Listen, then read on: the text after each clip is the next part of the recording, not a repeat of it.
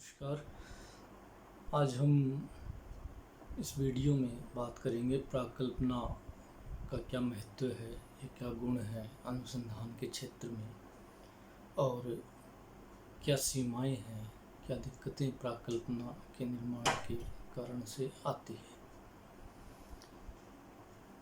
जैसा कि हमने इससे पूर्व की वीडियो में कहा था कि अनुसंधान के लिए प्राकल्पना एक आधार का काम करती है, एक दिशा को निर्धारित करती है और उसके आधार पर तथ्य संकलित करना आसान हो जाता है।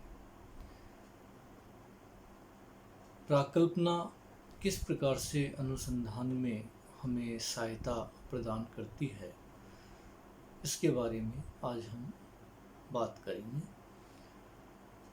सबसे पहली बात है कि प्राकल्पना अध्ययन के उद्देश्यों को निर्धारित करती है, अर्थात कौन कौन से पक्षों के संबंध में क्या क्या अध्ययन किया जाना है, किन किन पक्षों को समाहित किया जाना है, इसका निर्धारण प्राकल्पना के आधार पर हो जाता है। क्षेत्रों का निर्धारण प्राकल्पना के आधार पर हो जाता है। हम एग्जाम्पल लें कि बाल अपराध से जुड़े हुए जो क्षेत्र हैं वो परिवार हो सकता है, गंदी बस्ती हो सकती है, नशे के अड्डे हो सकते हैं, या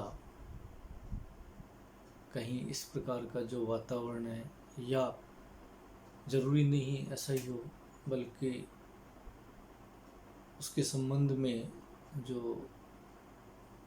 जिसका संबंध बच्चे के साथ में, जीवन के साथ में, और जो सबसे ज़्यादा प्रभाव उसके जीवन से जुड़े हुए पक्ष हैं उनके साथ में होता है।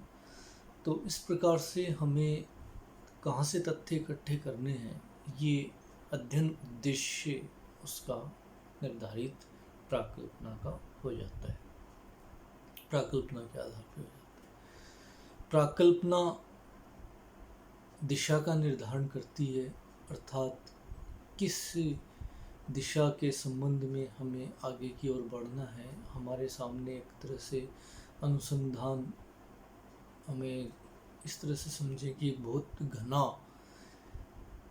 एक काफ़ी विस्तृत क्षेत्र होता है, बड़ा क्षेत्र होता है, जिसमें अनुसंधान के बारे में हम लोग किस दिशा में तथ्य इकट्ठा करें, तो ये प्राकल्पना के माध्यम से हमें समझ में आता है कि अमुक क्षेत्र या अमुक दिशा के संबंध में तथ्य एकत्रित किए जाने चाहिए।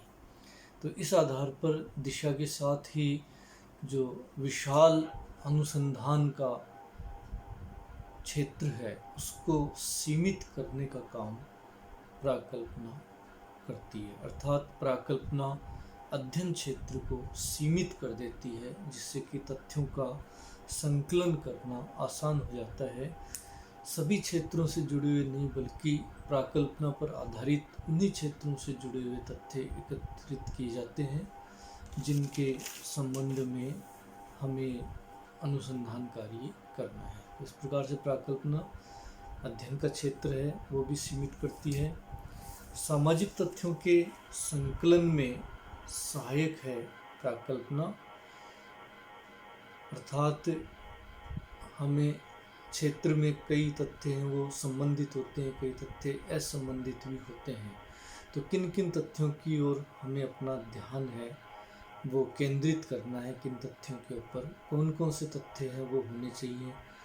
कई बार ऐसा होता है कि वैचारिक जो बारी बारी बदलाव होने के कारण से असंबंधित तथ्य भी इकट्ठे हो जाते हैं, लेकिन प्राकल्पना के आधार पर केवल संबंधित तथ्य हैं वो ही उसमें से छांट लिए जाते हैं। तो इस प्रकार से सामाजिक तथ्यों का संकलन करने में सहायता प्रदान करती है, निष्कर्ष निकालने में सहायता प्रदान करती है, अर्थात प्राकल्पना के आधार पर विभिन्न प्रकार के तथ्यों के बीच में सहसंबंध स्थापित करते हुए कार्य कारण संबंधों के आधार पर किन्हीं निष्कर्षों पर पहुंचा जाता है। तो इस प्रकार से प्राकल्पना अनुसंधान के अंदर निष्कर्ष निकालने में हमें सहायता प्रदान करती है। सिद्धांत निर्माण में सहायक है प्राकल्पना। हम अनुसंधान से पहले उस प्राकल्पना का निर्माण करते हैं और उसके आधार पर तथ्य एकत्रित करते हैं, और यदि इन तथ्यों के आधार पर प्राकल्पना सही ठहरती है तो ऐसी स्थिति के अंदर प्राकल्पना ही सिद्धांत के अंदर परिवर्तित हो जाती है, अर्थात प्राकल्पना ही सिद्धांत बन जाती है, जो कि इसकी परीक्षा की जा सकती है, पुनः परीक्षा की जा सकती है। और प्राकल्पना के लिए कहा जाता है कि प्राकल्पना प्रत्येक स्थिति में हमें सत्य तक पहुंचने में मदद करती है। प्राकल्पना जो हम अनुसंधान से पहले बनाते हैं कई बार सही होती है और कई बार गलत हो सकती है। सही होने पर हमें सही सत्य तक पहुंचने में मदद करती ही है, लेकिन कई बार सही नहीं होने पर, गलत हो जाने पर भी हमें नए क्षेत्रों का या नए तथ्यों का ज्ञान करवाती है, नए विचारों से हमें अवगत करवाती है, जिससे कि हम उस प्राकल्पना से बाहर जाकर के जो सत्य है उस तक पहुंचने में सफल हो जाते हैं। तो प्राकल्पना है जिसके द्वारा प्रत्येक स्थिति में सत्य तक पहुंचा जा सकता है। प्राकल्पना के ये महत्व है अनुसंधान के अंदर, क्योंकि अनुसंधान का एक बहुत बड़ा क्षेत्र होता है जिसके अंदर प्राकल्पना हमें बहुत ही ज़्यादा सहायता प्रदान करती है।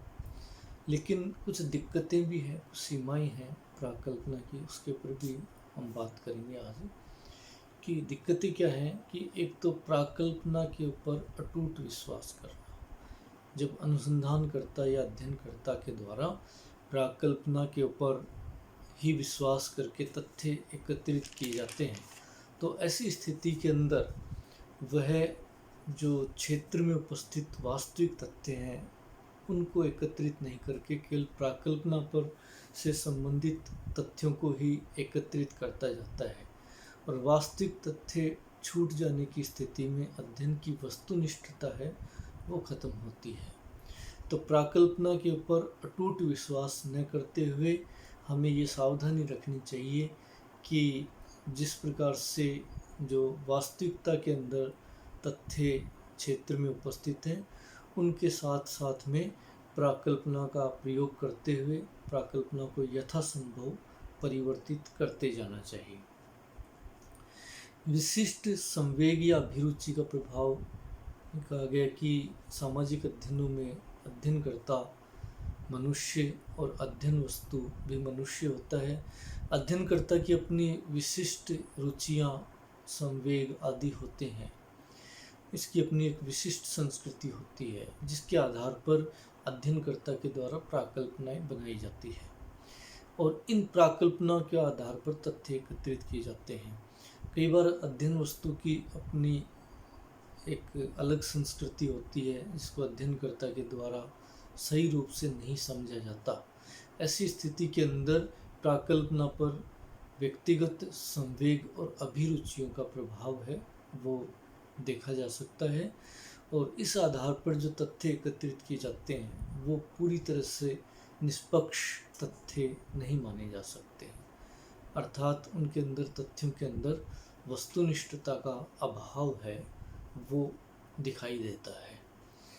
अध्ययनकर्ता कई बार ऐसा होता है कि प्राकल्पना जब बना लेता है अनुसंधान से पहले, तो वो उस प्राकल्पना को अपना एक मौलिक विचार मानते हुए, एक स्वयं का विचार मानते हुए और एक प्रतिष्ठा के साथ में जोड़ लेता है।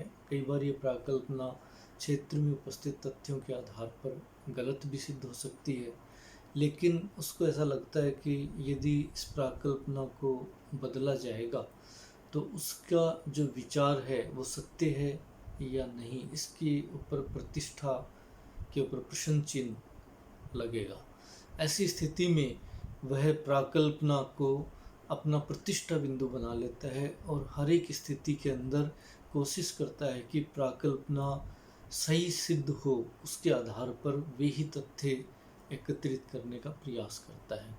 तो इन स्थितियों के अंदर अध्ययन की जो वस्तुनिष्ठता है उसके ऊपर प्रश्न चिन्ह लग जाता है। तो ऐसी स्थिति में प्राकल्पना का प्रयोग हमें बहुत ही सावधानी पूर्वक तरीके से करना चाहिए। वेस्टरविन ने तो ये भी लिखा है कि प्राकल्पना उन लोरियों की तरह होती है जो व्यक्ति को गाना गाकर, असावधान व्यक्ति को, अनुसंधानकर्ता को गाना गाकर सुला सकती है। तो प्राकल्पना हमें अनुसंधान के क्षेत्र में बहुत ही सावधानी से उसका प्रयोग करना चाहिए। धन्यवाद।